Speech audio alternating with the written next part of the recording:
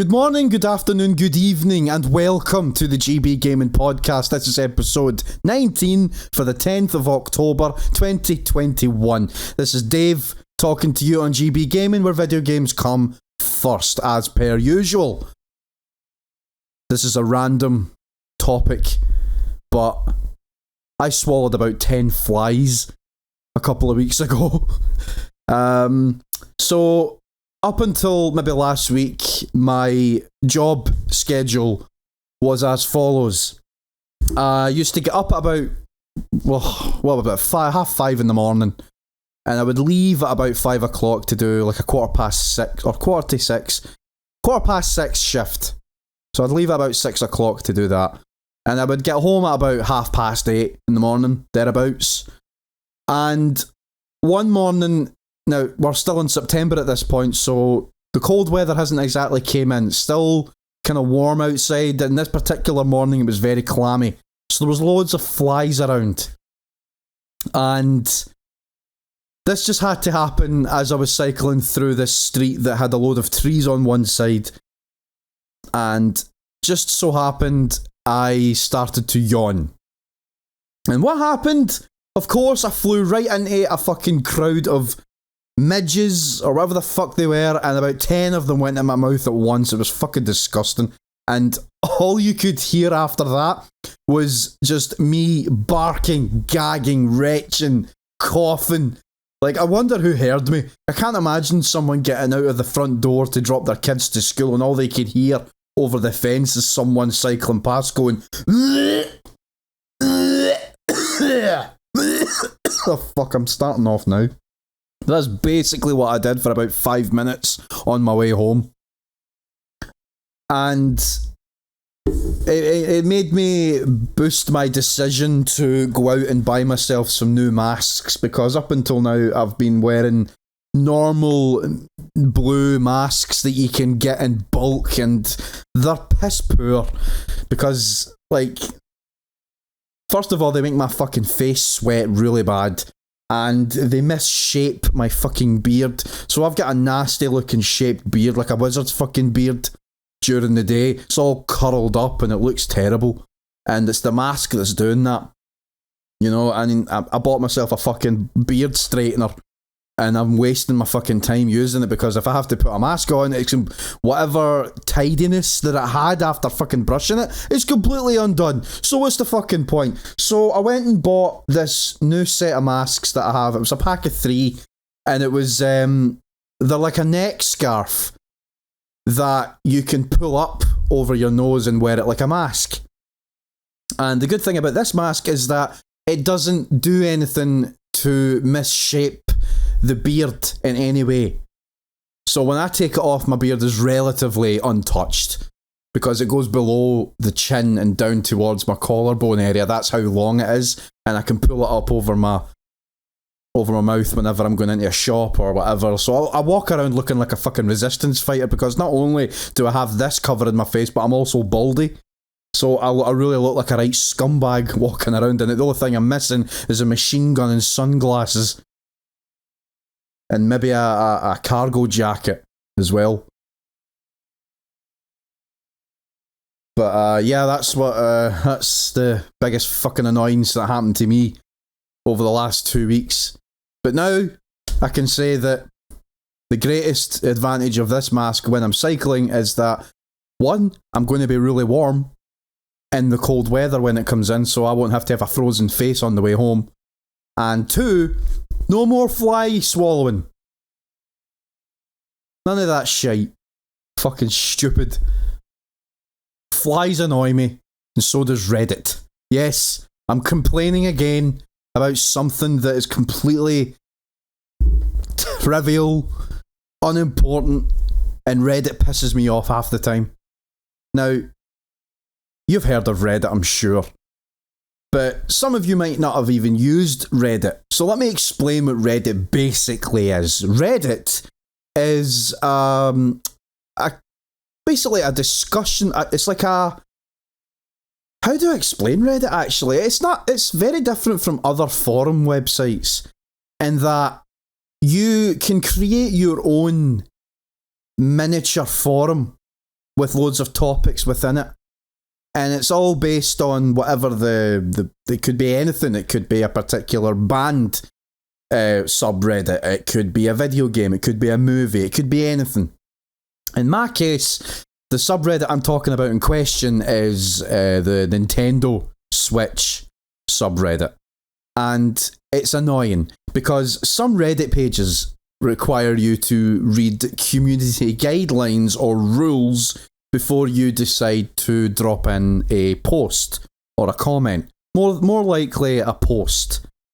So I decided to ask a question on this subreddit because the subreddit allows you to ask questions. And how do I know this? Not just because it says so in the rules, but it says so in something that is known as a flare.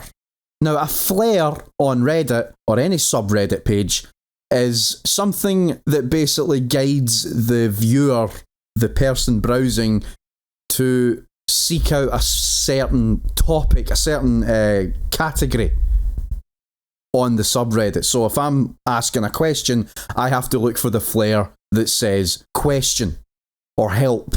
And that's exactly what was available on this Nintendo Switch subreddit. And it's not like it's automatic and is automatically put there by Reddit itself. No, it's the moderator that runs the subreddit, which is a human being that runs it, that controls that. They're the one that adds those flares in. So there's multiple different flares there. There's like help, discussion, questions, screenshots, photos, community artwork, anything like that. So if I'm going to post something that's a drawing, I will post a drawing and I will use the flare that says community artwork or something, so that anyone who wants to look at just that can click that flare and that's all you'll see. So in my case, it was a question. So I clicked question and I asked a question. And my question was basically, what was it I asked? I can't remember what the question was. This was a couple of weeks ago. But I asked a question and I got my answer. Someone actually responded to me and I said thanks. And then my question was removed by the moderator, by Reddit. And I was asking myself, why could it have possibly been removed? And it was removed because I'm not allowed to post things that don't have a conversation. So they don't allow questions to be asked if you're going to get an answer really quick. So if that's the idea, then don't allow me to ask a question on your fucking subreddit. The whole point of asking a question is to get an answer. It's not really a conversation. Like, it's annoying because now I've got to make sure I know exactly.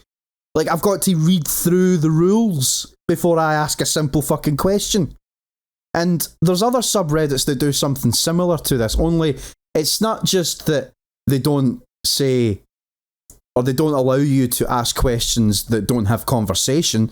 They will specifically say, do not ask questions that can be easily Google searched. Like, that pisses me off as well. Because sometimes I might not get the answer I want using Google. I could type something in and it could give me something completely irrelevant, away from what I'm actually asking. And sometimes it'll omit words that are in my question, which is something I've fucking hated for a good while now. Like, I could be asking, I don't know, what date is this movie coming out? So, for example, what date is Star Wars Episode 9 coming out? I know it's out. Just hear me out. What date is Star Wars Episode 9 coming out? Okay?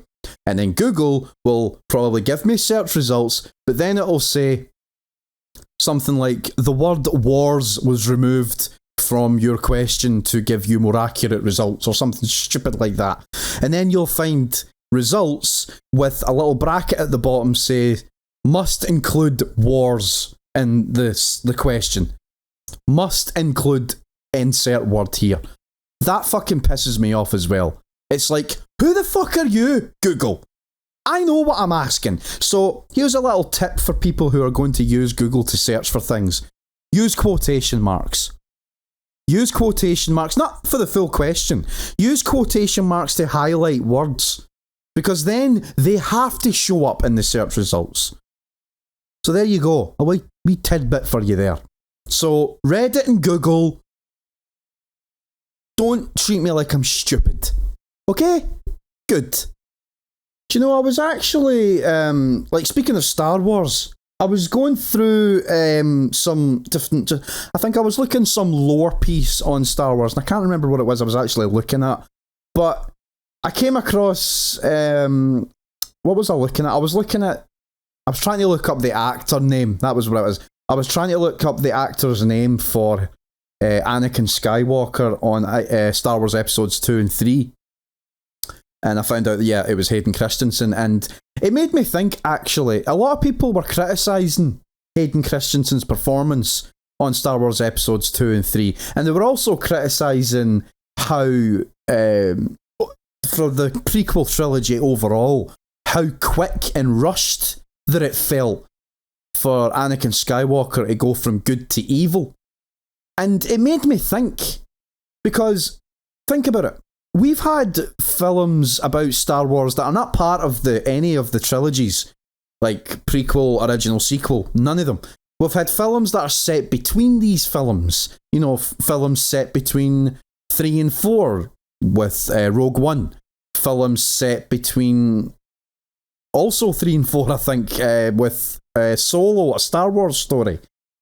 And films like, our programs like The Mandalorian, which takes place after the events of Episode 6, if I'm not mistaken. So and then you've got The Clone Wars, which is set between Episodes 2 and 3. So you've got all these bridging gap films and TV shows and properties that bridge the gaps of all these movies. But one thing I've noticed that I don't think we have, at least not in any mainstream format, or any canonical format that I can think of, that isn't movies, televisions, or graphic novels. Maybe I'm wrong. But I tried to Google it, and you see that? Google? Maybe it was going to work this time. But I tried to Google to see if there was any properties, any media that story-wise, plot-wise, centres between the events of Episodes 1 and 2. And I don't think there is. So, here's my question. Would a movie set between Star Wars Episodes 1 and 2, focusing purely on Anakin Skywalker's growth to becoming a Jedi, be a good idea? Like, we can all agree that the prequel trilogy is not that good when compared to the original trilogy. The same can be said for the sequel trilogy, I suppose, as well. I like all the movies. It's fine. I accept what's in front of me. I grew up in the 90s and didn't get into Star Wars until Episode 1 came out. So I saw the movies in chronological order, as I didn't even look at the original trilogy until years after Episode 3 came out. So in Episode 1, Anakin is polite, smart, creative, very naive, albeit eager, to get trained to become a Jedi. And in Episode 2, which is set 10 years later, he's finally a Jedi Padawan in a way. He's more lapsed as well. He doesn't like where he is. He feels like he should get better treatment and more accolades. He's arrogant, as is mentioned by Obi-Wan Kenobi in the same movie. To me, this felt very sudden. His whole transformation is sudden, and that is more prominent when we get into Episode 3, where he goes from being a crabbit brat to evil in the click of a finger, in the blink of an eye. And I've heard that the Clone War TV series somewhat eases this attitude out a lot more between Episodes 2 and 3. But what about a movie or TV series that chronicles his new upbringing? Why did he become arrogant? Why did he turn into this spoilt brat that, on the first opportunity, immediately turned heel and became a Sith, like we saw in Episode 3? Spoilers to those who haven't seen Star Wars, but whatever. The films are old. Surely you'd have seen them by now. I digress. There had to have been something between the events of episodes 1 and 2 that slowly frustrated him into being more angry at the Jedi Order in general, that he ended up ultimately becoming by the time like episode 3 was finished. It's all Obi-Wan's fault. He's jealous. He's holding me back. He says this not long after he slaughters a bunch of Tusken Raiders who kidnaps his mother in episode 2. Like, that could be the start of his downfall. But what if this hypothetical movie or TV show centred its focus on Anakin's treatment by the Jedi Order? We already knew it from his perspective in episodes 1 and 2. 2 and 3. So why not show it? Why not show how he ended up being this spoiled brat that he appears to be in episode 2? Because you can clearly see it in episode 2. Anakin and Obi-Wan Kenobi always bicker at each other. And Anakin bitches about Obi-Wan Kenobi behind his back to his girlfriend at the time. So why can't we see the slow change from, oh, I'm really excited to be a Jedi, to I'm getting sick of this, to fuck the Jedi? Why can't we get the first of those two transformations? Why not call it Anakin, a Star Wars story? Why not? I'm all for it. So take note, whoever is in charge of the Star Wars properties like Disney or whoever the fuck, J.J. Abrams, go for it. Gary Whitta, how about that? He was the one that wrote Rogue One. He can surely write something about Anakin. I think we need to see more of Anakin. Personally. Anyway. Now, as I said, this is the GB Gaming Podcast. Gaming being the primary focus, or what it should be the primary focus. GB Gaming, where video games should come first. A lot of irony in the last 19 episodes or 18 episodes of this podcast, where I don't always talk about games first. It's always something else to get out of off my chest, and then I talk about games. So I'm going to get into it now. Anyway, here we are. Let's talk about Nintendo. And let's talk about that Nintendo expansion pack that's due to come out at the end of the month. Nintendo 64 and Mega Drive games have been announced for it. Now, I know this is old news now at this point, like I said, but if you remember on my last episode of this podcast, I was talking about these mini consoles, the classic mini consoles, and how I would like to see an N64 mini. And with that, there's certain games that I would have liked to have seen on it as well. And if you remember, I mentioned a bunch of games that I think should have been on it had it have been in existence, and games that should not be on it. And those were games like Banjo-Kazooie, Super Mario 64, Conker's Bad Fur Day, Ocarina of Time, Perfect Dark, Star Fox 64, and Paper Mario. Those were the 7 games that I mentioned that I would like to see on a Nintendo 64 Mini, should it exist. However, since we are probably never going to get that, now that this has showed its face in the form of the Nintendo 64 emulator, basically, on the Nintendo Switch online service, we've basically got our N64 emulator in a modern format in the form of this. And the games that they have brought out for it are interesting. Very interesting. And when I was talking on my last episode of this podcast, I decided to say what games would probably not make its way to this collection. And the reason I said this was because Nintendo either probably no longer has the licenses for this thing, or they will never want to acquire the licenses for it. Or they probably won't want to re-release the same games when they're already on something else. And the games I mentioned were Banjo-Kazooie, Super Mario 64, Conker's Bad Fur Day, Perfect Dark, and I suppose to an extent Paper Mario, but hear me out.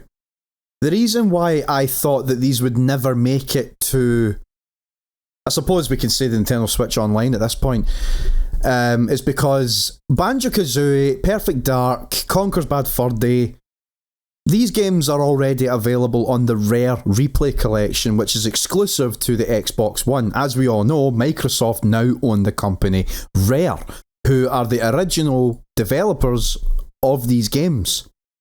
So, once Microsoft bought the rights for those games, basically, then Nintendo no longer... But now, these Rare games have made it to the N64 collection on the Switch Online service.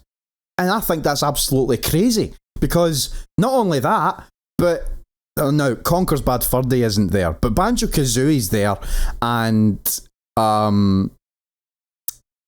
that's more than enough for me to think, what else could they add? Now, Mario 64 is on this collection as well, and so is Mario Kart. Those surprised me as well, because with Mario Kart, it's a case of, they have Mario Kart 8 Deluxe. Why would they bring the original Mario Kart, well, the Nintendo 64 Mario Kart, or any older Mario Kart, to the Nintendo Switch when they could still be selling Mario Kart 8? Unless they're planning on making a new one, I don't know. But it would be, I don't know, I thought it was weird that it was added to the Nintendo Switch service. And I thought Mario 64 was an interesting inclusion as well, considering that Nintendo did that stupid thing where they temporarily released the Super Mario 3D All-Stars collection, which included Mario 64, Mario Sunshine, and Mario Galaxy. And they were temporary, both digitally and physically. Which meant once March, I think it was March the 31st, came around, these games were removed from digital stores and were no longer being printed physically and put up on shelves to be sold new. And I thought that was really fucking weird. And my hope was that they would release these games separately as a result of this, but they never did. Until this Nintendo 64 bundle came out for the Nintendo Switch Online, and now we're getting Mario 64 in this format. Arguably a worse way to play, I think. I think the 3D All-Stars collection is the best way to play Super Mario 64, and I think Nintendo are being really snaky with this by saying, oh, if you wanted the best way to play, you had your chance until March, now you can play this version. Suck it. I don't know, I think that was really sly of Nintendo to do that. Like, just release the fucking trilogy again. Now, I've already got the 3D All-Stars collection, but I got it in haste because I didn't want it to be fucking ridiculously expensive after a while because of unavailability or limited fucking stock. So, yeah, I'm the chump that fucking bought into it, but that's what Nintendo do, don't they? But I just don't think it's fair for anyone who's only decided to dive into the Nintendo Switch now and are going to have to pay full price for this fucking thing. At minimum. I just think it sucks. But it is what it is. These games are on it, and I'm surprised that Banjo-Kazooie's there, but that also opens the door for other Rare properties. Maybe we'll see Conker's Bad Fur Day in there. You know? I'm also happy to see Ocarina of Time on this expansion pack for the Nintendo 64 games, because I have Ocarina of Time on the 3DS, but I would probably rather play it on a big screen with the Switch Pro controller. And speaking of controllers, I am not interested in that Nintendo 64 wireless controller at all. And it's kind of annoying as well. I'd be kind of hoping that maybe another company would make a third-party controller that makes it, I don't know. There's a company that I bought a controller from there a few months ago, and the company is called, I can't, no, I'm going to Google it right now.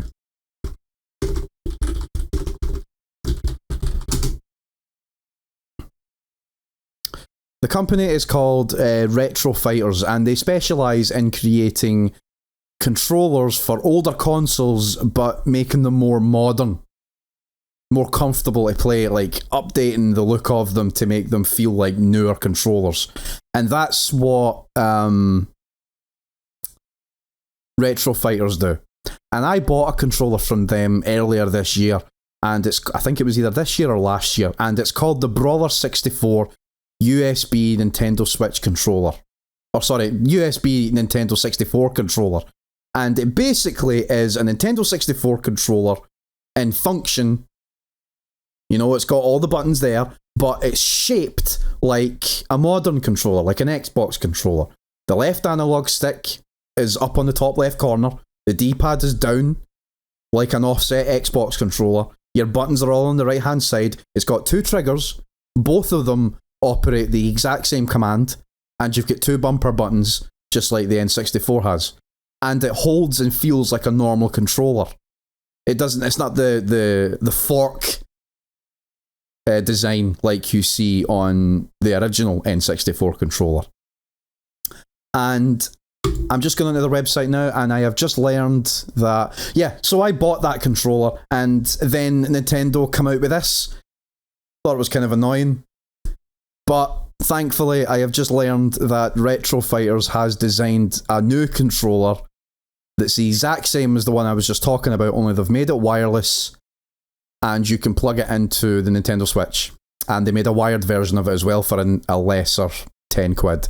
So that might be a purchase for me in future, because I really do want to play these Nintendo 64 games, but I kind of want to play them as authentic as possible without sacrificing comfort.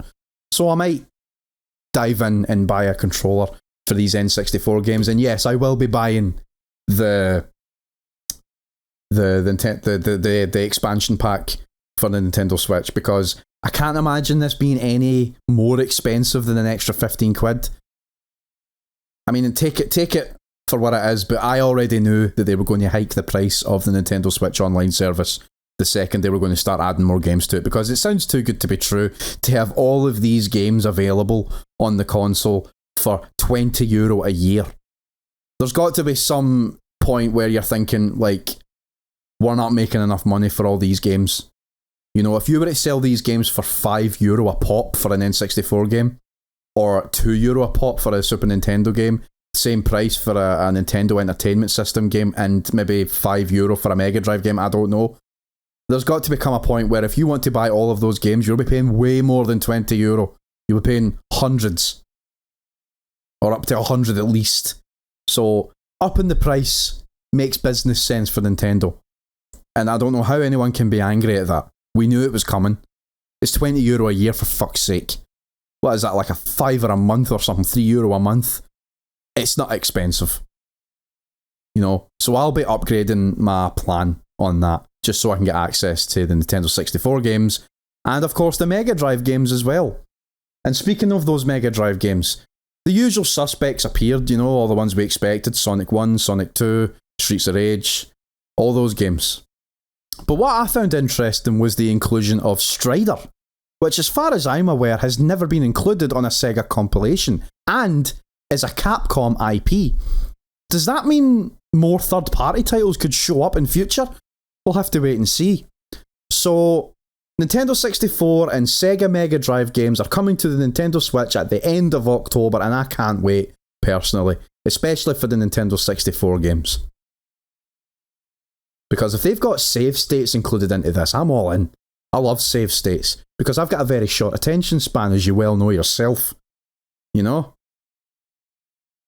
I love the idea of just playing a game and not have to worry about pausing to save it or looking for somewhere to save it. I can just click pause, save state, exit, done. Or I can pause, save, exit, and then come back in and continue exactly where I left off. It's very convenient. How anyone can deny this is great is beyond me. Anyone who is against save states for older games, you need to get out of your state of nostalgia. We get it. Not using save states and playing them the original way they were meant to be played is called authentic. I get that. But back then, we just didn't think of it. You know, we can make games more convenient. And I love the idea of having save states on all my games. Like, you know, have save states for everything. Modern games are so fucking like helpful, convenient, because I'm playing Gears of War 5 at the minute, and I'll get to that later on. I'm playing Gears 5 in the minute, and there's a checkpoint for everything. There is a checkpoint for every single thing. You could kill 10 enemies, 20 enemies. That's that wave done. Checkpoint. Move on to the next area. Collect all these fucking collectibles. Move on to the next area. Checkpoint. You know, games are very, very generous these days with checkpoints, and I love it. And I love it that all these emulators that are coming out for all these for all these new consoles are allowing you to basically save whenever you fucking want. And I love it. Sorry, I've got fucking acid reflux, so I keep fucking hiccuping. But anyway, Nintendo 64 Mega Drive games are coming to Nintendo Switch. Cannot wait. I'm going to go up and open the list so I can get the list of games that are actually coming out for it, because I had the list open and I forgot to fucking keep it open because I'm an idiot. So the games we're getting for the Nintendo 64 are Super Mario 64, Legend of Zelda Ocarina of Time, Mario Kart 64, Star Fox 64, Sin and Punishment, Dr. Mario 64, Mario Tennis 64, Wingback, and Yoshi's Story. Those are the games you're getting on launch. And in future, they announced that the following games will be coming eventually. And that will be Banjo-Kazooie, Pokemon Snap, Legend of Zelda Majora's Mask, Kirby 64, Mario Golf, Paper Mario, and F-Zero X. Now, the games I'm most anticipating out of this collection that are coming out on launch are Legend of Zelda Ocarina of Time and Star Fox 64. And for the future games, I am anticipating Majora's Mask, I guess, Paper Mario, and F-Zero X. And the Sega Mega Drive games that they're bringing out for this collection are Sonic 2, Streets of Rage 2, Echo the Dolphin, Castlevania Bloodlines, Dr. Robotnik's Mean Bean Machine, Contra Hardcore, Golden Axe, Gunstar Heroes, Musha, Phantasy Star 4, Rise Star, Shining Force, Shinobi 3, and of course Strider. Now, I know I said earlier on the usual suspects were here, but Sonic 1 and Streets of Rage 1 isn't here. Neither is Revenge of Shinobi or much else, really. I suppose that'll take time for these games to come out. But it's a good start. I'm surprised, like I said, I'm surprised Strider's there, so that'll be good. And as I said, they're releasing a Nintendo 64 controller for the Switch, and they're also releasing a Sega Mega Drive controller for the Switch as well. If you've got a USB one, I'm assuming it might work. I have a USB Mega Drive controller for the Mega Drive Mini. If I plug that into the Switch, I don't know if it'll work. I think I tried and I don't think it worked. But maybe this update will make it work. I don't know. But I am not buying a Mega Drive controller for the Switch when I've already got a USB one right here. If that can't work, then I don't know what the fuck is going on, but whatever. I have options.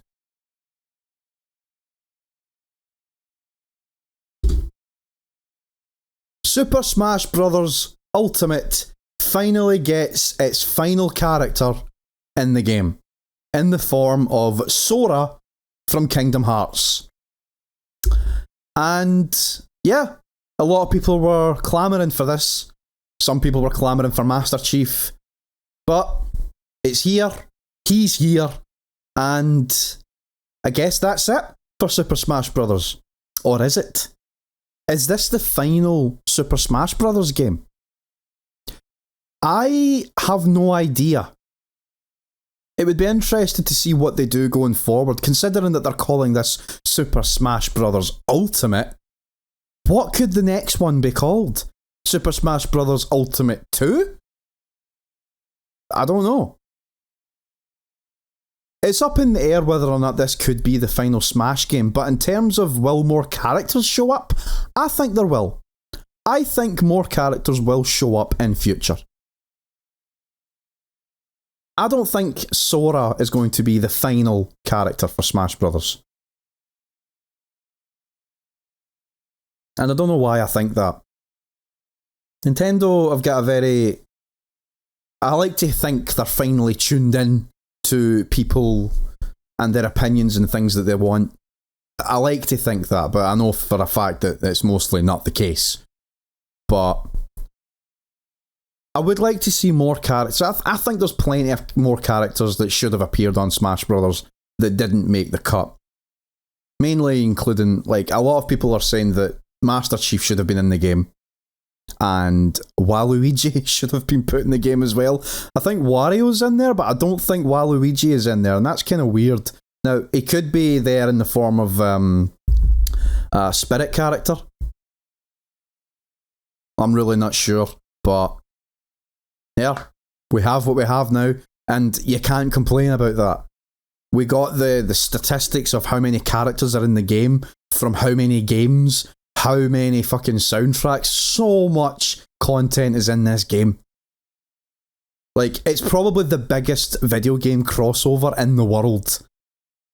And a lot of people are asking, like, will this ever be replicated ever again? I don't think it ever will. Like, I don't know how they got so many licenses to get put in these games, to get put in this game in particular. There are so many characters in this game that it's crazy. I'm not the biggest fan of Super Smash Brothers, but I play Smash Brothers out of fucking respect. I have a lot of respect for Super Smash Brothers because it is the ultimate crossover, the ultimate love letter to Nintendo, like games in general. And beyond that, it's the biggest video game tribute video game ever made in my books. Like, think of any major video game character from Nintendo, they're probably in that game. It's crazy. Absolutely crazy. But here we are. If you're ever planning on getting Super Smash Bros. Ultimate and was on the fence, now's the fucking time to get it. But I think maybe wait until, I don't know if they'll do this, they might do it, but they could release a new version of Super Smash Bros. Ultimate. Now hear me out. How about this in the next year or two? Maybe in the next year. Maybe it'll get announced on the Game Awards. But imagine this. Super Smash Bros. Ultimate Complete Edition. Releasing Holiday 2021. And it has all of your expansion passes on it. All characters. For $60, €60. Because at the moment, if you wanted to buy those 2 packs, that would cost you about €60 alone. So if you were to buy that game and then buy the 2 packs now, you're talking upwards of €120. That's a lot of money.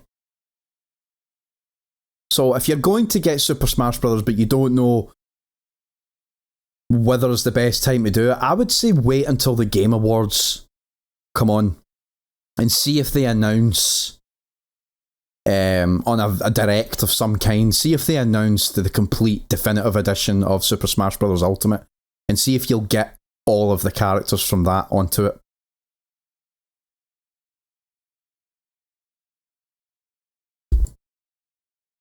The Nintendo Switch OLED is finally upon us. It's been out for about a week now, or if it's not out a week, it's out soon, if I'm not mistaken.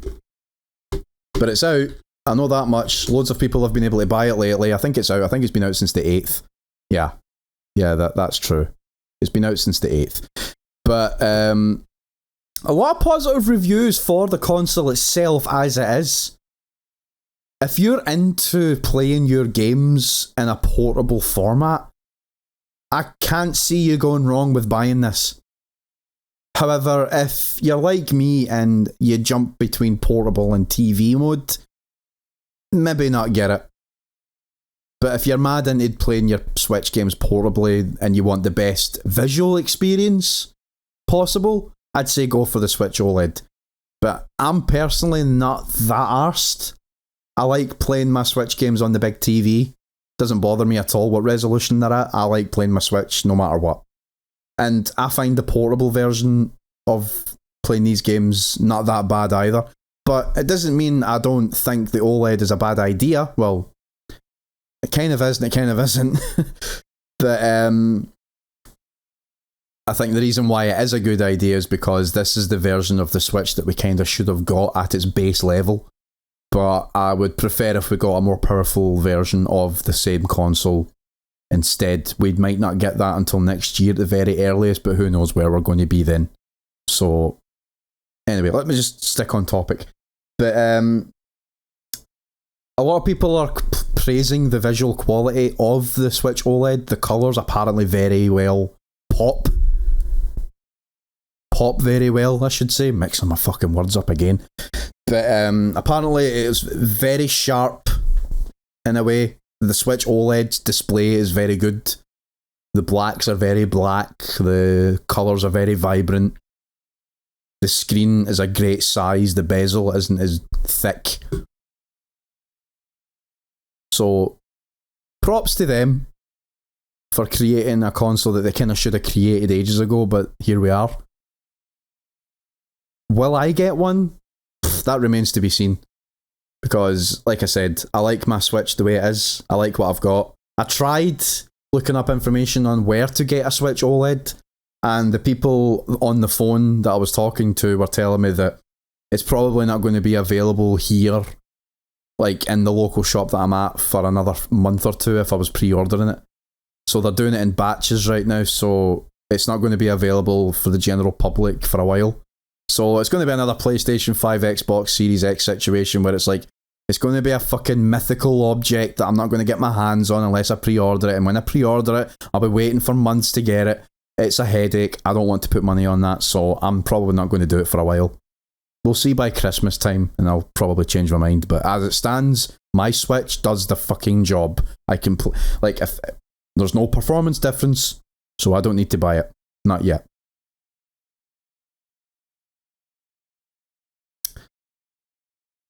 What else has been happening?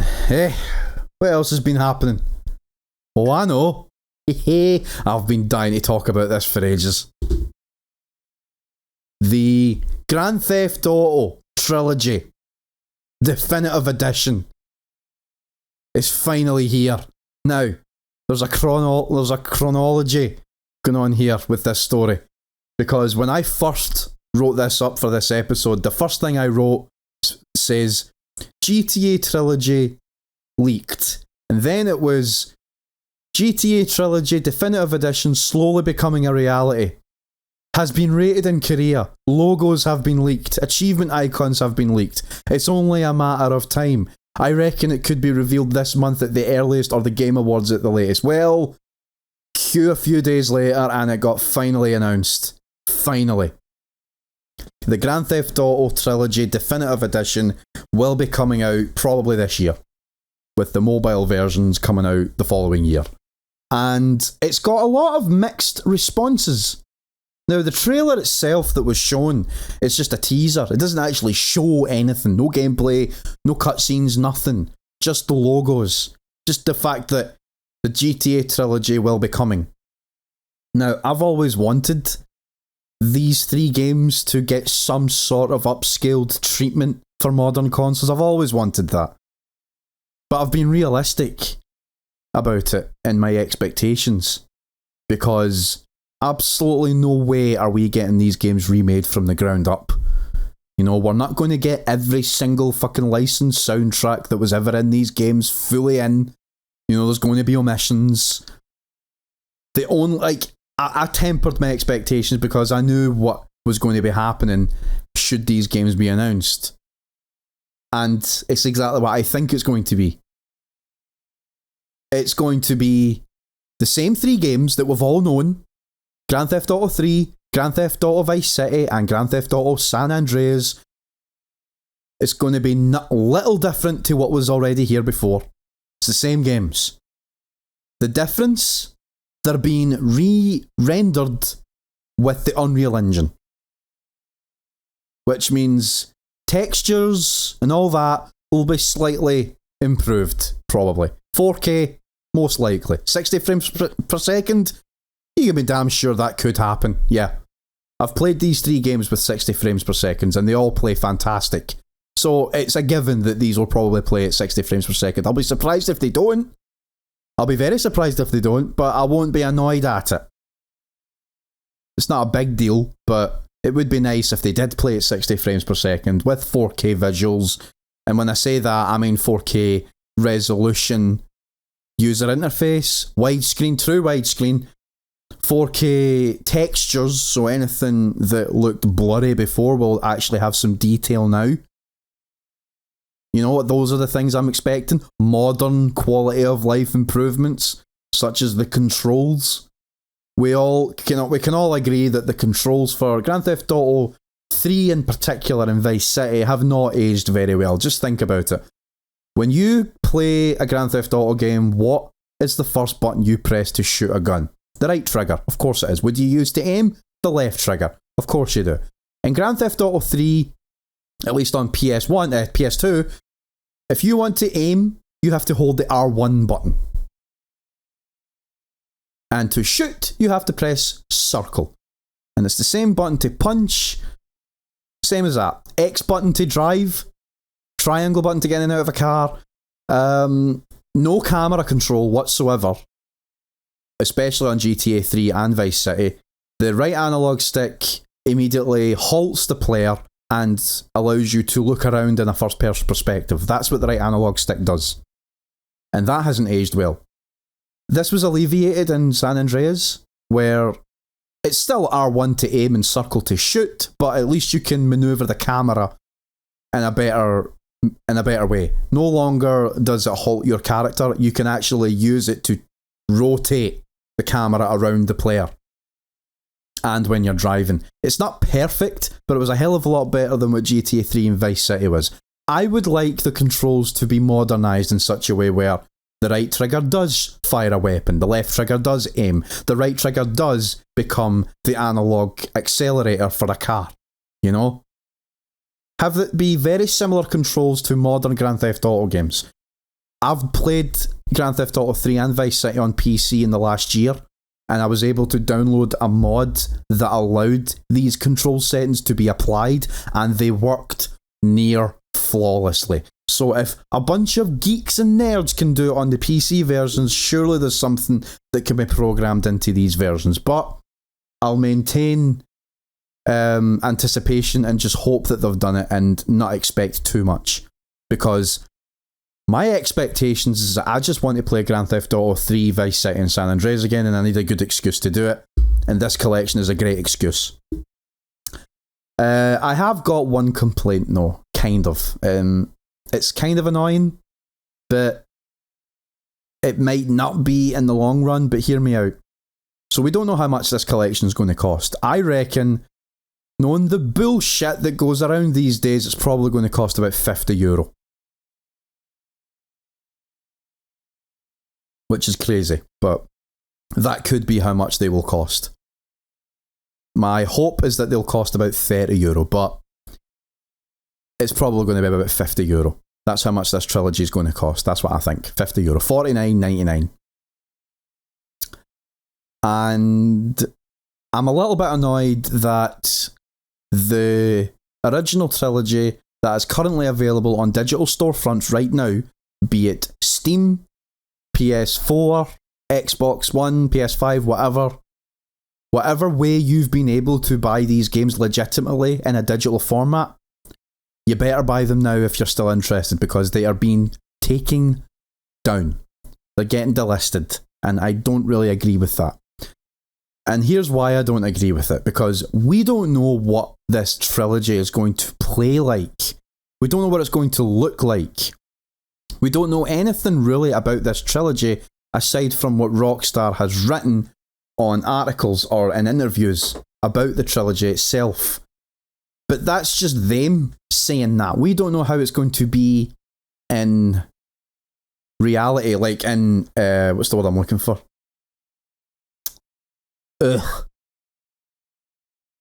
Like, not on paper. In execution. That's the word I'm looking for. We don't know what these games are going to be like in execution. And I'm going to open this article again to see what it was they said, because I want to get my facts right here.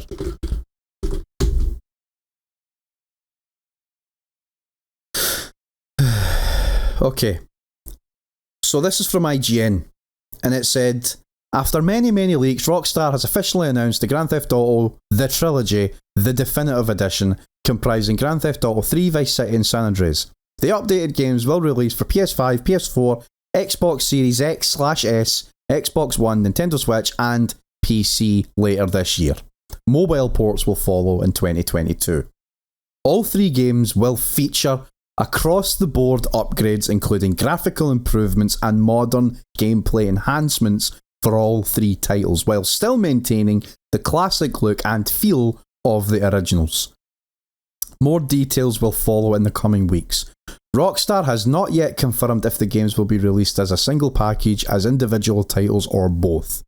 The existing versions of all 3 games will be removed from digital storefronts next week. Rockstar also announced that the games will come to iOS and Android in the first half of 2022.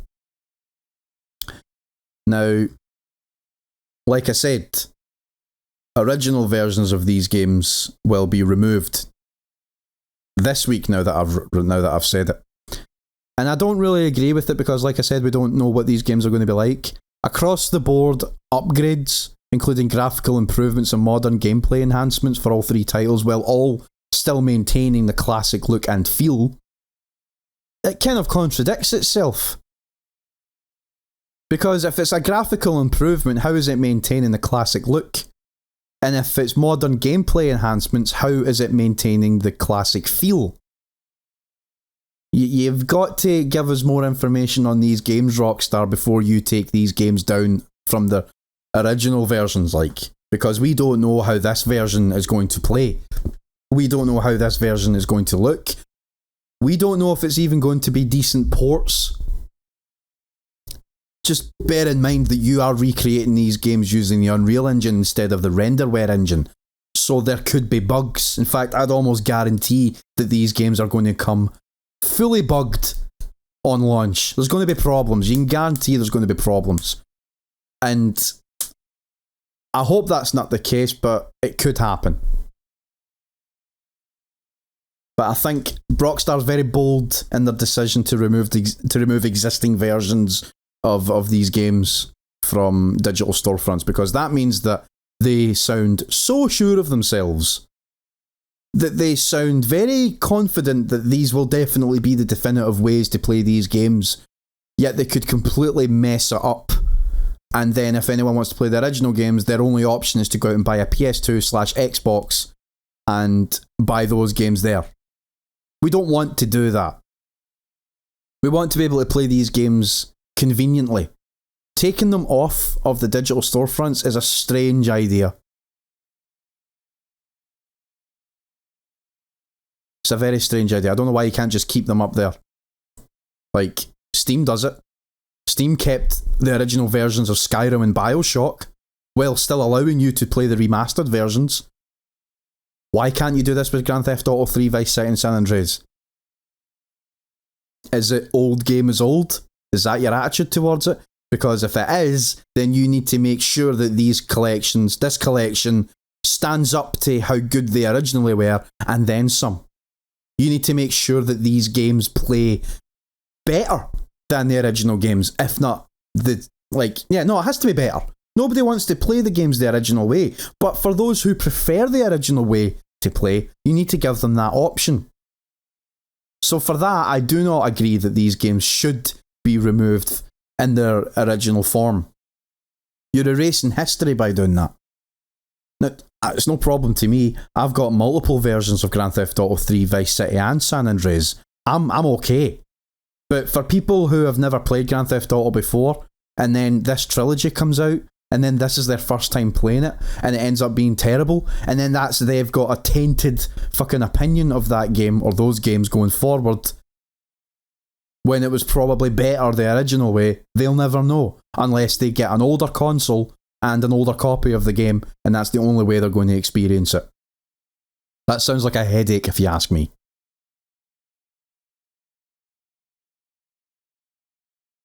I hope to God that this trilogy is what I expect it to be. That it plays better than the original trilogy, at least. And is bug-free, or at least fully playable, from start to finish, no game-breaking glitches, that they look better without tainting how the originals looked, and that quality of life fixes make them overall the best way to play. That needs to happen, first and foremost. And a lot of people want more than that. A lot of people want to see full-blown fucking remakes. I've seen YouTube videos that have the title, What the GTA Trilogy Should Look Like, with fucking ridiculously high quality versions of those games with a different engine overall that look ultra realistic with the same style and graphics as Grand Theft Auto 5 on PC at the highest setting. People want them to be remade from the ground up. That's impossible. No, sorry, I tell a lie. It's not impossible, it's ridiculous. Because they're not going to do that. They were never going to do that. Why would they? I tell you what, if you're going to remake any game, do it to Grand Theft Auto 1 and 2. God knows those games could do with a fucking modern coat of paint. I love Grand Theft Autos 1 and 2. But they play terribly today. So if you were to give me a better version of them, then yeah, I would absolutely play it. But I digress. People want these games to be remade from the ground up. Now you think about it for a second. Can you imagine, like, I don't know where yous were getting this idea, right? Because yous want these games to be fully remade from the ground up, and under the same breath you want them to work on Grand Theft Auto 6. Are you fucking kidding me? You expect Grand Theft Auto 3, Grand Theft Auto Vice City, and Grand Theft Auto San Andreas to be fully remade from the ground up when you know how long Rockstar take to create a game. You want them to do it 3 times more and get started on Grand Theft Auto 6 and have it all out before 2025. Are you fucking joking? That will never happen. I don't understand where people are getting this idea. You need to curb your expectations, because if you have that expectations, then you will never be satisfied with anything. Because those games will come out and you will fucking review bomb the hell out of it because they're not remade. At no point did Rockstar say that these games were going to be remade. At no point. Yous all did. And everyone started listening to you. And then everyone started listening to them. And then everyone else started listening to them. And then you've got this rumour going around that turns into this strange expectation. And then everyone complains that the game was downgraded. Or it wasn't what they expected it to be. Nobody, absolutely nobody said that these were going to be remakes. Not even Rockstar themselves. Yous all said that it should be remakes. But it's not going to be that. I personally cannot wait for these 3 games to come out again. I can't wait for this collection, because this collection was made for me. I am the biggest fan of Grand Theft Auto 3 that I know. It's my second favourite game of all time, behind Flashback. If it wasn't for Grand Theft Auto 3, you wouldn't have all the countless Grand Theft Auto clones that you got since. As such, you wouldn't have Vice City, you wouldn't have San Andreas, you wouldn't have Scarface the video game, you wouldn't have True Crime Streets of LA, thus you wouldn't have True Crime New York, thus you wouldn't have Sleeping Dogs, thus you wouldn't have fucking Saints Row. Therefore, you wouldn't have what we're now getting, Saints Row the reboot, whatever the fuck it is. You wouldn't have Saints Row 3 and 4. You know, all your modern, steal this car and go here, steal this car, free roaming games, all of that, you wouldn't have it without Grand Theft Auto 3. Grand Theft Auto 3 was a pioneer for games like it going forward. And I hate the way that Grand Theft Auto 3 gets shat on the way it does. Fucking hate it. It pisses me off. And I will defend it. I will defend Grand Theft Auto 3 till the day I fucking die. Grand Theft Auto 3 holds a very special place in my heart. It really does. You know, it was the first game I got from a PS2. It was my most anticipated game that year.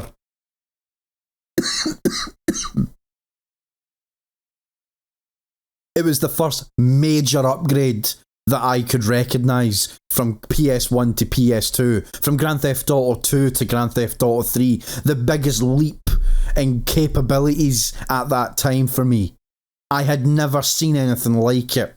I thought that Grand Theft Auto would always be that top-down game that was going to be like that forever.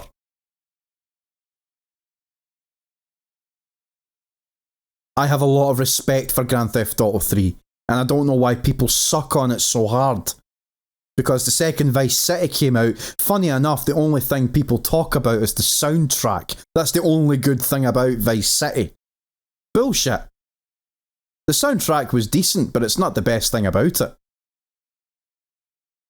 That's what a lot of people get blinded by when they play Vice City. Oh, the soundtrack. Oh, the music. I love Vice City, it's my favourite one because of the music. No. The best Grand Theft Auto out of those two games is GTA 3. Sorry, but it is. It really is.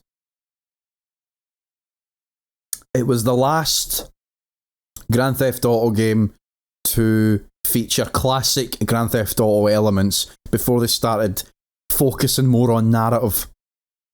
Oh yeah, sure, there is a narrative in Grand Theft Auto 3, but that wasn't really important, was it? All your classic elements from Grand Theft Autos 1 and 2 were translated into Grand Theft Auto 3. You know, your phone call missions, they were still in Grand Theft Auto 3. The rampages, they were still in Grand Theft Auto 3. The top-down camera, the last time you saw that was in Grand Theft Auto 3, not including Grand Theft Auto Chinatown Wars or any portable versions of those games. Grand Theft Auto 3 was one of the most important video games of 2001. Probably one of the most important video games of all time, because it set the standard for a lot of games like it going forward. If it wasn't for Grand Theft Auto 3, there's a lot of games right now that wouldn't fucking exist. A lot. A hell of a lot. The open world formula would probably be very different if it wasn't for Grand Theft Auto 3. The idea that you can just do what you like at your own pace and do the missions whenever you wanted, complete the game at your own pace, do whatever you wanted. That was the selling point for Grand Theft Auto. The selling point for Grand Theft Auto was, but you don't have to do any of that. That was the selling point. Do what you want, drive where you want, steal whatever car you want, go on a rampage if you want. That is what Grand Theft Auto is.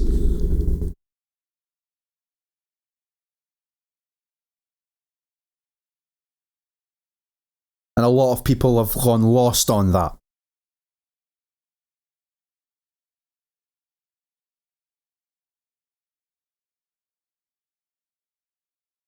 Say what you want about how it plays, how it looks, how dated the controls are. Say what you want. If you are a gamer as you claim to be, then you should be able to fucking adapt. You should be able to fucking adapt and retrain your brain to play these quote-unquote old, out-of-date games. You know? I've got an Xbox One, a PS4, and a Nintendo Switch, and a PC, and I am perfectly capable of playing each of those consoles without struggle. I am able to switch to different controllers and not worry about it. I know how to adapt. Because that's what gaming is. It's adapting to new control schemes, it's adapting to old control schemes. If you're my age and you grew up playing games, you should already know how to play these goddamn fucking games. As bad a take as that sounds. But it just bugs me that these people will completely... Not so much people my age, but people that are a little bit younger will look at these games and they'll go, pfft, these games suck. These games suck because they're this old. These games suck because the controls suck. Bullshit. You'll play them for what they are. And that's what pisses me off, is that these games are coming out and they're going to get controls updated. They're going to be modernised in some way to adhere to modern expectations when it comes to video games. It doesn't necessarily need to be photorealistic like what Grand Theft Auto 5 is when you put a realism mod in.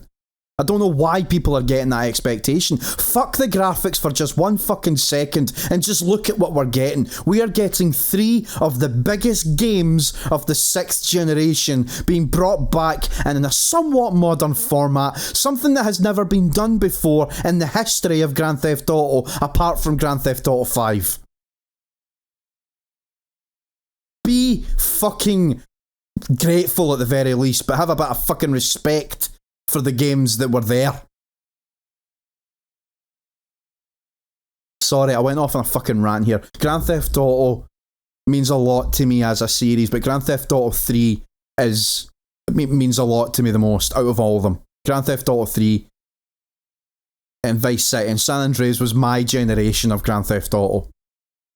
Yeah, I played Grand Theft Auto 1, yeah, I played Grand Theft Auto 2, but Grand Theft Auto 3 was the one I stuck to for a long time, and I've played it and beaten it about 20 goddamn fucking times. I've platinumed it on PS4, I've beaten it on PC, mods, without mods, PS2, Xbox. I've beaten this game so many goddamn times, and I will be happy, honoured to jump into it again. So if you're someone that shat on this trilogy being made instead of your precious Grand Theft Auto 6, fuck you. If it wasn't for Grand Theft Auto 3, Vice City, San Andreas, you wouldn't be getting Grand Theft Auto 6, so god damn it, shut the fuck up. Go back and play your Grand Theft Auto Online. With all your other meaningless fucking objectives. With your fucking microtransactions. The only fucking reason that game's still going is the amount of money Rockstar has made off of the backs of it. Off of you. So don't you dare complain. You got what you wanted. Now fucking sit in it. Me, on the other hand, I wanted a single player expansion to Grand Theft Auto 5 and I didn't get it because people like you wanted more online stuff. Well, now you've gotten it. So don't you dare complain that Grand Theft Auto 6 isn't here. Because you got what you wanted, you got Grand Theft Auto Online, now sit in it and fucking enjoy it. You don't want Grand Theft Auto 6. You don't. You want Grand Theft Auto Online 2. That's what you want. You don't want GTA 6. And neither do I. I don't want GTA 6, because it'll be fucking ruined. This collection suits me down to the ground and I cannot wait to fucking play it. Thank you very much. Wow, that went fucking dark! Anyway, in a nutshell, Grand Theft Auto, the Trilogy, the Definitive Edition has been officially announced and we're getting it by the end of the year at the very latest, and I cannot wait. Moving on. It's not just Grand Theft Auto players that are bugging me as well, though. It's Battlefield players as well. That's right, Battlefield 2042 is about 2 months away, and there is an open beta available at the time I'm doing this podcast, and there have been articles detailing complaints about the beta. Complaints is fine, but here are the complaints you're getting. Buggy, laggy, unplayable. Right? Look, it's a beta. And I don't want to hear your garbage of, to those who say it's a beta, there is no excuse. Shut the hell up for just a minute. I am no defender of Electronic Arts as a whole, so I'm not being biased. I've no interest in this beta. But if you're playing a beta and you need to allow for shit to go bad. It doesn't need to be worth an article. Relax. Your precious Battlefield will perform better by the time it's officially released. Note, I said it'll perform better. I didn't say it was going to be perfect. But the devs need this input. They need input from you to say, this is going to need polished, this and this and this. It doesn't need to be newsworthy. Fucking Battlefield 2042 beta is buggy. No shit. Speaking of releasing broken games though, I've got a beef with Konami. Specifically, eFootball 2022. I'm heartbroken. I know, the beta, the demo, the fucking full game, whatever, it came out about a couple of weeks ago, and I'm heartbroken. It's been nowhere near as fluid as PES 2021. The visuals have gotten a horrible downgrade. The prior installment looked a lot better than this. The visuals appear to be rendered at a lower resolution as well. I play on a 4K TV, and I can see a lot of jagged edges on all the players, which suggests the game does not run at a 4K resolution in the slightest. Almost no anisotropic filtering at all, which basically means textures at a distance are blurred and do not render. As a result, areas of the pitch that are furthest away look terrible. It feels like if I played this on PC and put the graphics settings down to low and lowered the resolution as well. It's the worst reviewed game on Steam, full of bugs, defenders saying it's just a demo. Again, this is with the beta problem. A demo was released over the summer for eFootball 2022. They had their test session. There is no excuse for this, free or otherwise. FIFA, on the other hand, is in the news lately, with EA claiming that they also plan on dropping the name of the series. So by the time FIFA 23 comes out, it could be called something else. I have a few guesses. How about EA Soccer or EA Football, although that might be too similar to eFootball. Or how about this though? How about Ultimate Team? Think about it. FIFA's flagship game mode is FIFA Ultimate Team, whether you like it or not. It's the mode that makes EA the most money. For better or worse, it's the most popular mode as well. As a business decision, it would be smart of them to call the game Ultimate Team and just change the year with each installment. Ultimate Team 23, Ultimate Team 24, so on and so forth. I don't like it personally. I've never enjoyed the Ultimate Team mode, but I'll be annoyed if they not only do that, but they strip away the career mode. Football games are changing, man. They're fucking changing. Going back to the topic of Konami, though, they were in the news this past week when they announced that they were reviving old franchises. And I found this article there. I can't remember where I've seen it, but I found this other article here right now. And this comes from VGC, Video Games Chronicle. And it says, Konami is set to revive major projects after a period of relative quiet. They are set to reveal Metal Gear, Castlevania and Silent Hill, revive Metal Gear, Castlevania and Silent Hill. And the article says this. Konami is set to ramp up its premium game development with new installments and remakes for its biggest franchises, including Metal Gear and Castlevania. That's according to publishing sources who spoke to VGC anonymously because they did not have permission to discuss their projects publicly. Konami's premium games output has slowed down significantly in recent years. The last new Metal Gear game was 2018's critically panned Metal Gear Survive, while the last mainline Castlevania release was 2014's Lords of Shadow 2, which I have actually, and I haven't played it yet. I digress. In the past decade, the company has arguably grown a bigger reputation for its pachinko gambling games than for its premium PC and console releases. However, following a restructure to the company's game development divisions earlier this year, Konami is now focused on bringing back its biggest brands to the premium games space, VGC was told. The first of these titles will be a new Castlevania game, which sources described as a reimagining of the series currently in development internally at Konami in Japan, with support from local external studios. There has been much speculation that Demon's Souls studio Bluepoint could be working on a remake of Metal Gear Solid. However, VGC was told the series is actually being worked on by an external studio, Virtuos. Established in 2004, Virtuos is one of the largest game developers in the world and focuses on supporting the development of major AAA games or bringing existing games to new platforms. Recently, it worked on the Switch ports of Dark Souls Remastered, The Outer Worlds, the BioShock collection, as well as contributing art and content to blockbusters such as Battlefield 1, Uncharted 4, and Horizon Zero Dawn.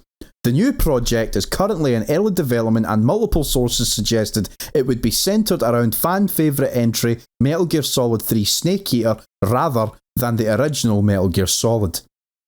Konami also intends to release remasters of the original Metal Gear Solid games for modern consoles ahead of the larger project, we understand. Finally, multiple Silent Hill games are currently in development at various external development studios as per an earlier VGC report from February. One of these reports was outsourced to a prominent Japanese developer earlier this year, we were told. Konami should publicly showcase its plans at major shows next year, disruption from the pandemic permitting. Konami pulled out of this year's E3 2021 show due to timing issues, although at the time it confirmed it had a number of key projects in the works. Konami's Japanese bosses are understood to have historically pushed back against most pitches to outsource its key games brands, which is a big reason why previous pitches for Silent Hill games, such as one by Until Dawn Studio Supermassive, weren't greenlit. However, following the disappointing performance of recent in-house titles Metal Gear Survive and Contra Rogue Core, VGC sources said the company has become more willing to contract outside studios for its major franchises. VGC first reported Konami's softening of its stance over licensing its game properties earlier this year in a report revealing that the company has outsourced a new Silent Hill game. Last year, Konami ramped up its game efforts with the creation of a new external publishing program with which it hoped to sign more Western-developed titles. And unfortunately, I hate to say it, but I don't trust a single fucking thing that is being said here. Nothing. I don't trust Konami. I really don't. They have completely lost all respect for me, especially in the wake of what they've done to eFootball or Pro Evolution Soccer. Like, it's ridiculous. Konami does more than just create Metal Gear, Castlevania and Silent Hill. They have a shit ton of properties that they have just completely fucking abandoned. But I suppose the biggest three franchises in that library of games would be Metal Gear, Castlevania and Silent Hill. But hear me out here, Metal Gear is not something that we associate with Konami. Metal Gear is something we associate with Hideo Kojima. So Konami bringing out a Metal Gear Solid game without Hideo Kojima at the helm is a bad idea. As we saw with Metal Gear Survive, look at the fucking state of that. Castlevania, that game series is just fucking all over the place. To the point where we have a spiritual successor to the Castlevania series in the form of Bloodstained, which is as good as all the older Castlevania games and just as good as Castlevania Symphony of the Night. And that's where that series is going in my books. A reimagining of the series. We don't need that. We got that with Castlevania, with Bloodstained. I'm not really arsed with Konami's stories here, to be honest. Like, they've seen how down the drain they've went and how badly they wanted to go into the gambling business that they're still doing, and they have completely shat on Pro Evolution Soccer and Metal Gear alike by, like, shoving in this weird free-to-play format that should only be on mobile versions of the game. You know, the PES 2021 Lite Edition, the PES 2020 Lite Editions, only having access to the My Club format, where you pay real-life money to improve your team if you don't want to spend the time grinding. Konami are clearly in it for the money, and their pachinko gambling games are obviously doing a good job for them. So why the hell do they want to go back into the premium gaming space after so much fucking bad press in recent years? I honestly don't understand where their mind is at. But I'll eat my words if it turns out well for them and for gamers involved. But as it stands, fuck knows. They've lost all respect from me anyway. They have lost a lot of respect from me. I have no respect for Konami, especially after this year. The absolute fucking state of eFootball. And thus we have come to the final segment of this episode of the GB Gaming Podcast, and that is, what have I been playing? And I'll tell you what I've been playing. Gears of War. All of them. Like every single one except Judgment. I'm really enjoying them. These are comfort food for me. I love Gears of War. I started playing them a few weeks ago. I started with Gears 1, and I pretty much beat the original trilogy within a week and a half. And then I think 2 weeks later I'm on Gears 5 already. That's absolutely crazy. It took me 2 weeks to get to Gears 5. That's how short and sweet those games are. So that's not a complaint from me. You know, I love how contained and compact the campaigns are on Gears of War. And unfortunately, that's not what I've gotten on Gears 5. Gears 5 is good. I'm enjoying it, but at the moment, it feels a little bit repetitive. And hear me out. So, Gears of War 1, linear, third-person shooter, 5 chapters, or 5 acts, should I say. 7 hours, easy, done. Move on to the next one, it's the same idea. Linear, action game, new weapons, new characters, new setting, new enemies, easy, done. Gears of War 3, again, more of the same. New enemies, stronger story in my books, huge, better graphics, the visuals on that game are fantastic. More enemies, conclusion to the story in some way. Done, easy, 7 hours, done. Loved it. Straight on to Gears 4.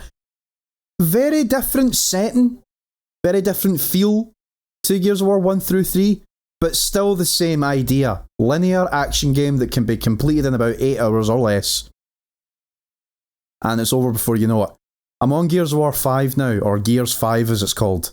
I've skipped Gears of War Judgment.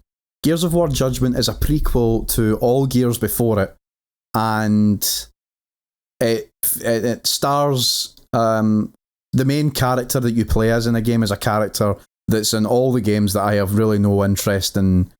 I don't like. He's not really my favourite character. So he's the main character in Gears of War Judgment, and it's a story that I have no care for. It's his story. I don't give a shit. So I skipped that one.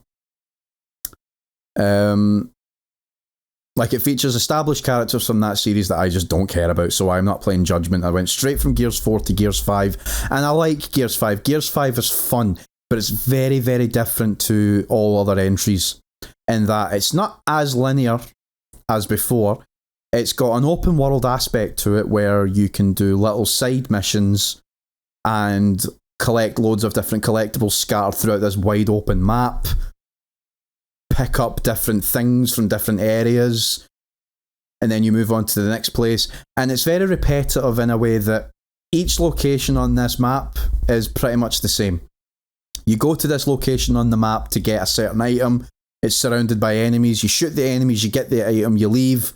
You go to the next area, you do the same thing. Shoot the enemies, get the item, leave. Next area, shoot the enemies, get the item, leave. And it all goes up to, like, it starts off linear enough, and then the next chapter opens up. And now I'm at the part where I've just finished that part of the chapter, and I'm about to go into another linear environment, so who knows where it's going to go from there. But there's upgrades. You can upgrade the game, your characters, you can upgrade your side robot that you have following you around. There's a robot that follows you around in the game, and you can upgrade him. He heals you, he turns you invisible, he does a load of different things, he collects weapons for you. He's very handy in that way. And there's also a New Game Plus, which I didn't know until I turned the game on last week. New Game Plus allows you to restart the game with all your upgrades intact and to play as different skins of characters. So it's very much kind of like an RPG in that sense, in a way. Not really, though. It's not really an RPG. But RPG elements in a way. You can upgrade your abilities and all that shit. But story-wise, it's getting interesting. And that's all I'm playing Gears for now, it's the story. And I want to see where Gears 5 ends, because there's a certain story element that happened in Gears 4 that caused it to have a sudden cliffhanger that immediately transitioned into the events of Gears 5. So that's what I'm looking forward to seeing now. But I'm enjoying it nevertheless. Gameplay-wise, it's more Gears, and it's probably the best one from a gameplay perspective. You know, it's taken 6 games, they've perfected the formula, it plays perfect. You know, quality of life improvements have been added. It's the best Gears game from a gameplay perspective. I don't know about story perspective. The first 3 games are almost perfect for me. And I don't really play the multiplayer anymore, but I have time for it. So, yeah, that's what I've been playing. Gears of War. Every single one. I don't know what I'm going to play after that. Halo Infinite is coming out at the end of the year. So, I'm thinking maybe I could go back and play all the Halo games.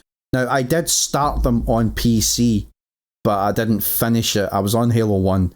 I didn't finish it yet. So I don't know if I'll continue them on PC or will I just go back and do the Xbox versions instead. But either way, it doesn't matter. I'm excited to see Halo Infinite. I didn't get to play the beta because I didn't sign up for it.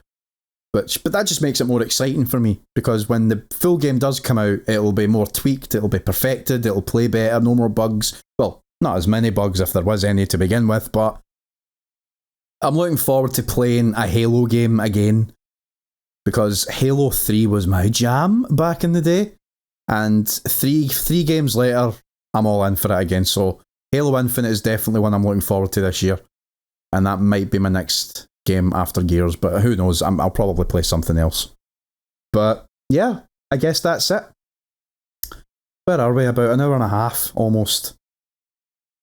I think I've said enough. So, to recap, what have I covered? Reddit, Star Wars, Nintendo, Switch, Grand Theft Auto. Had a big rant about that.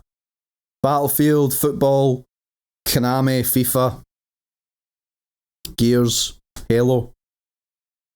I hope you enjoyed this episode of the GB Gaming Podcast, and if you did, you know what to do. And until the next time, thanks very much for watching or listening, or however it is you listen to your podcasts. It's also available on YouTube. It's available on whatever. I don't know if it's available on other podcast services. I don't know how it works. But at the very least, it's available on Spotify, so you'll find me there, guaranteed. So until the next time, thanks again, and I'll see you after. Goodbye and stay safe. Cheerio.